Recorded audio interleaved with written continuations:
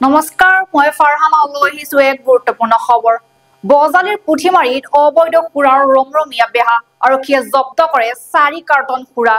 বজালিৰ পুথিমাৰী গাঁৱত আজি নিশা ৰাইজৰ সহযোগত আৰক্ষীয়ে 4 কাৰ্টন সুৰা জব্দ কৰা ঘটনাই অঞ্চলটোত প্ৰতিক্ৰিয়াৰ সৃষ্টি কৰিছে। বজালি আবকাৰী বিভাগৰ সোপাদিলা স্বৰূপৰ বাবে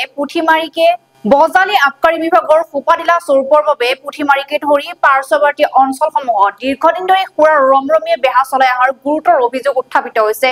স্থানীয় ৰাইজৰ সহযোগত সৰুপেটা আৰক্ষীয়ে উদ্ধাৰ কৰে অবৈধ সুৰাখিনি। ইপিনে দোকানখনৰ স্বত্বাধিকাৰীগৰাকী আৰক্ষী অহাৰ খবৰ পোৱাৰ পাছতে পলাই যায়। বজালি আবকাৰী বিভাগৰ একাংশ বিষয়া কৰ্মচাৰী অবৈধ সুৰা ব্যৱসায়ৰ লগত জড়িতসকলৰ সৈতে মিত্ৰালি কৰাৰ ফলত এনেদৰে বিভিন্ন প্ৰান্তৰ দোকানত অবৈধ সুৰাৰ বেহা চলি থকাৰ গুৰুতৰ অভিযোগ উত্থাপিত হৈছে। চাওক আমাৰ এই বিশেষ প্ৰতিবেদন।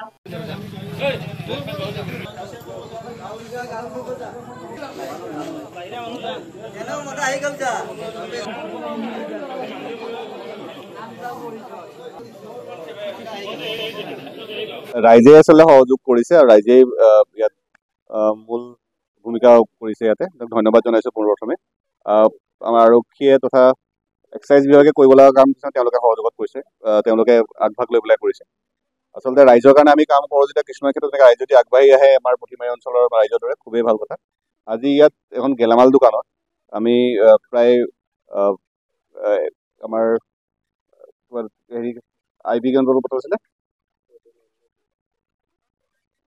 বিভিন্ন ব্ৰেণ্ডৰ সুৰা আমি প্ৰায় 60টা মান বটল আমি প্ৰায় জব্দ কৰিব সক্ষম হৈছো।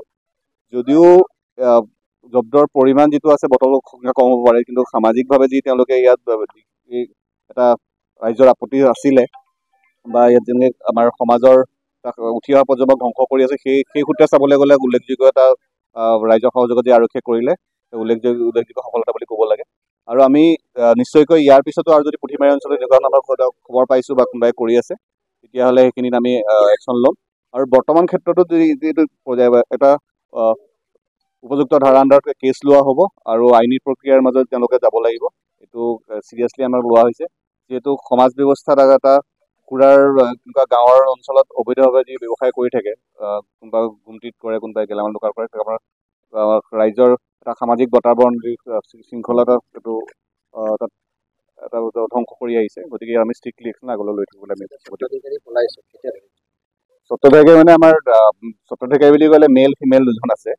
মেলজন পলাইছে, আমি ফিমেলজনক আমি কৰায়ত্ব কৰিছোঁ আৰু যিহেতু গুৰুত্ব দি কৈ পেলাই আমি কেছটো আমি লোৱাৰ চেষ্টা কৰিছোঁ। গতিকে আৰু এক্সাইজ ৰেংকৰ আণ্ডাৰত তেওঁৰ পৰাই জব্দ কৰিছোঁ আমি।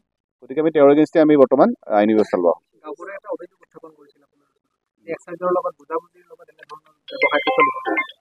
এক্সাইজ বিভাগটোৰ লগত আমাৰ বেলেগ ডিপাৰ্টমেণ্ট, তথাপি আমি যদি এইটো কথাটো যিটো আমি কথাই কৈছোঁ যদিও আমি কথাটো গুৰুত্ব সহকাৰে লৈছোঁ। আমি উপযুক্ত আমাৰ পৰ্যায়ত উপযুক্ত পদক্ষেপ লোৱা হ'ব। এইটো আৰম্ভণি বুলি ক'ব বিচাৰিছোঁ আৰু পিছৰ পৰ্যায়ত নিশ্চয়কৈ আপোনালোকে আৰু দেখিবলৈ পাব।